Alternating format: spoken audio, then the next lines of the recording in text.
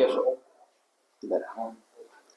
હવે આખો વિવાદ છે ને છેલ્લા 2 દિવસથી ચાલી રહ્યો છે અને એ ચાલવાનું કારણ એ છે કે જે નિર્દતભાઈ બારોટ છે એને મારી સાથે ખબર નથી શું વાંધો છે. એટલે આ પહેલી વાર મારી વિરુદ્ધ રજૂઆત નથી કરી, અગાઉ અનેક રજૂઆતો કરી છે, વીસીને રજૂઆતો કરી છે, ગવર્નરને કરી છે, મહિલા આયોગને કરી છે, એસસી એસટી સેલને કરી છે અને તમને જાણીને આનંદ થશે અત્યાર સુધીમાં એની એક પણ ફરિયાદ સાચી ઠરી નથી. એમ અને માત્ર ને માત્ર જે લોકો સારી રીતે કામ કરે છે કેમ્પસ ઉપર એની પાછળ પડી જવું, પોતાની સત્તાનો દુરુપયોગ કરવો, એને દબાવવા, એને ધમકાવવા, ઇવન મારીને મારી નાખવાની ધમકી પણ આપવાની, આ બધી જ વસ્તુ આ નિર્દત બારોટ છેલ્લા કેટલાક વર્ષોથી કરી રહ્યા છે. શા માટે કરે છે? મારણીને કોઈ ઝઘડો નથી, મારી ફેકલ્ટી આર્ટ્સ છે, એની ફેકલ્ટી એજ્યુકેશન છે, હું કોઈથી ચૂંટણી લડતો નથી, હું ચૂંટણીમાં ક્યાંય વિશેષ ભાગ લેતો નથી, પણ ખબર નહીં એને ક્યાંક મારી સામે શું વાંધો છે એટલે વર્ષોથી એ આ બધું કરે છે. હવે આ સંદર્ભમાં હું એકેડેમિક કાઉન્સિલમાં સિનિયોરિટીના આધારે મેમ્બર બન્યો, બરાબર છે. હવે એકેડેમિક કાઉન્સિલમાંથી 2 મેમ્બરને બોર્ડ ઓફ મેનેજમેન્ટમાં મૂકવાના છે, પ્રતિનિધિ, અને એમાં કાં તો પ્રોફેસર જઈ શકે કાં તો પ્રિન્સિપલ જઈ શકે. તો સૌથી સિનિયર મોસ્ટ હોય એટલે સિનિયર મોસ્ટ શેના આધારે ગણાય કે એની નિમણૂક પરમાનન્ટ ક્યારે થઈ? તો મારી નિમણૂક 1988માં થઈ છે. એટલે અત્યારે સૌથી સિનિયર જો કોઈ હોય એકેડેમિક કાઉન્સિલમાં પ્રોફેસર તરીકે તો હું છું. એટલે સ્વાભાવિક છે કે બોર્ડ ઓફ મેનેજમેન્ટમાં મેમ્બર તરીકે હું જાઉં.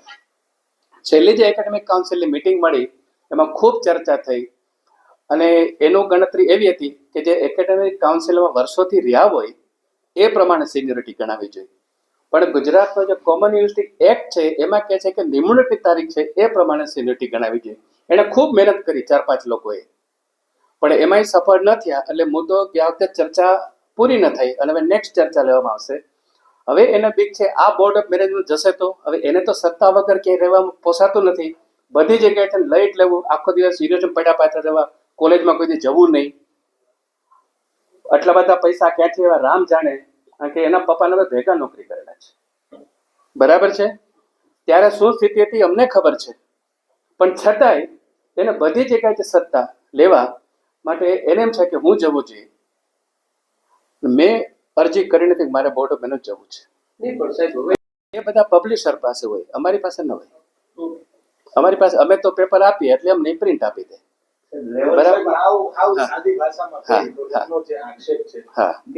શિક્ષણ નીતિ આવી 2020 તમારું જે સંશોધન છે 2015 બરોબર, એટલે તમારું સંશોધન છે કે વડાપ્રધાને કીધું એ સાચું? એટલે એની પહેલા કઈ રીતે?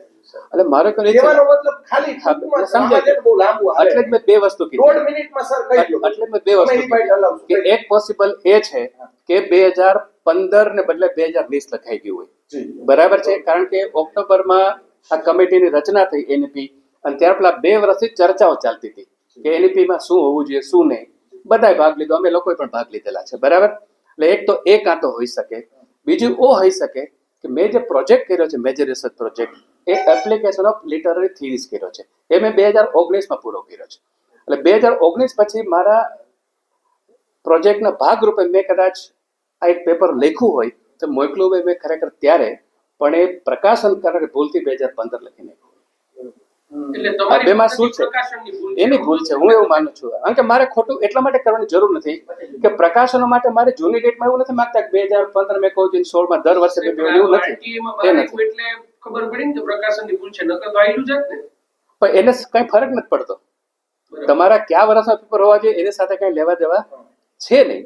તમારા છેલ્લા 10 વર્ષના પેપર થી લખ્યા હોય જૂના તમે કઈ લખ્યું નહોતું ને પછી આ પ્રમોશન નું આવ્યું એટલે તમે પેપર રજૂ કરી દીધા, આવો નિર્દતભાઈ નો આક્ષેપ છે. એ આક્ષેપ તદ્દન ખોટો એટલા માટે છે કે મારું પ્રમોશન 2014માં થાય છે, બરાબર છે. 2014 મારું પ્રમોશન થાય છે. આ તો પ્રમોશનના ઇન્ટરવ્યુ થયા નથી એટલે. અને મારું તમે પ્રકાશન જોઈ લો, મારા 2014 પહેલા 10 પેપર છે, મારા પેપરની જરૂર જ નથી. એટલે એ ખરેખર એને ખબર છે કે આમાં પ્રમોશનમાં ક્યાંય કરતા ક્યાંય મને નડી શકવાનું નથી. ખરેખર તમને ખબર હતી આ જે ટેકનિકલ એરરની તમે વાત કરો છો એ મેં આજે જોઈ.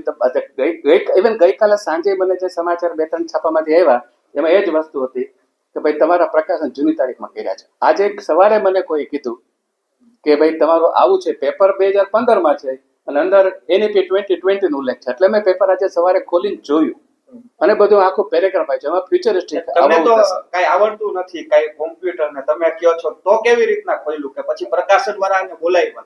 તમે હમણાં બોલ્યા કે કોઈથી કોમ્પ્યુટરમાં જ કામ upload કરું છું. કર્યા નથી, ખબર એમ નહીં, નથી. કોમ્પ્યુટરમાં જ કામ કરું, પણ કોમ્પ્યુટરમાં આ વસ્તુ, આ ટેકનિકાલિટી જે છે ને એ અમે બહુ ટાઈપ કરી શકીએ, મોકલી શકીએ. આ તો બધું ઓનલાઈન જ થાય છે અને હું આ બધું ઘણા વર્ષથી વાપરું છું. તમે અત્યારે હમણાં અમને ના પાડી છે. ના, ના, તમે જ એમ- ના પાડી કે હું ના, ના, ટેકનિકલ ના. જાણકાર નથી. હું એમ નહીં, તમે એક્સેસ ની વાત કરી ને, તમે ઇન્ડેક્સ એ મને ખબર ન હોય. FIR ની તમારી ઉપર વાત કરી છે કે હા. FIR થવી જોઈએ, લેવલ 15 નું પ્રમોશન મેળવવા તમે આ ગેરરીતિ આચરી. ના ના, બિલકુલ ખોટી વાત છે. લેવલ 15 નું પ્રમોશન આપનું ક્યારે આવે છે?